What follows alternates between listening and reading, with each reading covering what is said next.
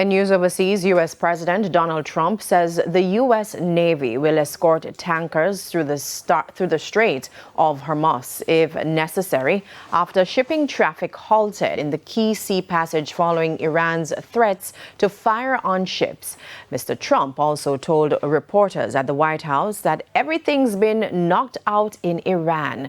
He also criticized UK Prime Minister Keir Starmer regarding the UK's initial refusal to support or allow the use of British bases for U.S.-Israeli strikes on Iran. Elsewhere, Israel says it has carried out new attacks on Iran's leadership compound on Tuesday. The U.S. says it has hit more than 1,700 targets in Iran since it began its military operations on Saturday. Tehran has retaliated with a wave of attacks across the region. The Red Crescent says the number of people killed in Iran so far has reached 787, while Tehran residents told media officials they are worried about the availability of groceries.